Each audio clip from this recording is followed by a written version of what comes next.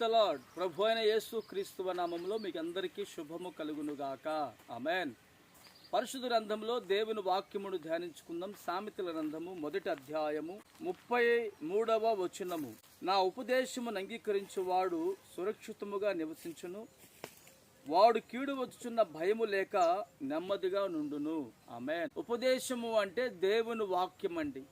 ఉపదేశము అంటే పరిశుద్ధాత్మ నడిపింపండి.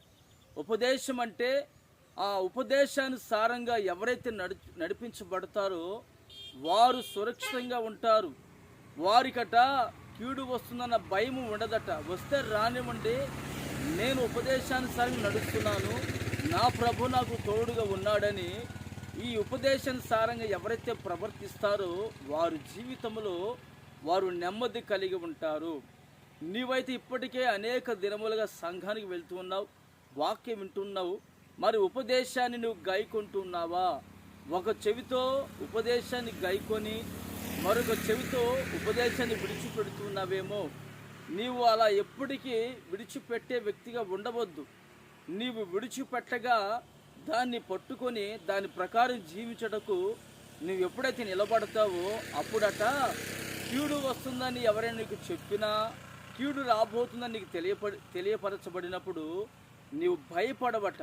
నువ్వు నెమ్మదిగా ఉంటావు, నువ్వు సురక్షితంగా ఉంటావు, నువ్వు క్షేమంగా ఉంటావు, నువ్వు ఆశీర్వాదకరముగా ఉంటావు. ఎప్పుడు అంటే ఉపదేశమును నీవు గట్టిగా పట్టుకొని దాని ప్రకారం నడిపించబడి ఉన్నప్పుడు. దేవునికి మహిమ కలుగునుగాక. మరి అట్టి ఉపదేశాన్ని నువ్వు పోగొట్టుకుంటున్నావేమో. అట్టి అనుభూతి నువ్వు పోగొట్టుకుంటే నీ జీవితంలో నీకు నెమ్మది అనేది కలగదని వాక్యం ఉంటుంది. మరి నెమ్మది కలగాలంటే ఉపదేశాన్ని గట్టిగా పట్టుకోవాలి, వాక్యాన్ని పట్టుకోవాలి. శ్రమ కలిగిందా వాక్యాన్ని పట్టుకోవాలి, బాధ కలిగిందా వాక్యాన్ని పట్టుకోవాలి. ఆ బాధలో ఆ శ్రమలో మనము దేవుణ్ణి దూషించకూడదండి.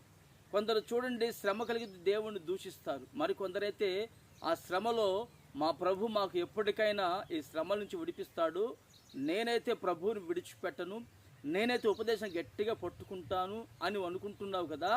నువ్వు అనుకున్న దాని ప్రకారం నా దేవుడు నీ జీవితంలో ఈ రోజున నెమ్మది కలుగు చేయునుగాక. ఆమెన్. ప్రార్థన చేసుకుందాము. ప్రేమగల తండ్రి, పరిశుద్ధుడా, జీవాధిపతి, స్తోత్రం చెల్లిస్తున్నాము నాయన. ఇట్టి మాటలు మేము కలిగిన వారమై ఉపదేశమును గట్టిగా పట్టుకున్నటువంటి దైవ సంబంధమైన నీ కృప దయచేయండి. ఈ నా తండ్రి, ఈ మాటలు నీ బిడ్డల జీవితంలో ఎవరైతే నెమ్మదిగా లేరో వారికి మీరు అనుగ్రహించి మహిమ పొందుకోమని యేసు నామమున ప్రార్థిస్తున్నాను తండ్రి. ఆమెన్.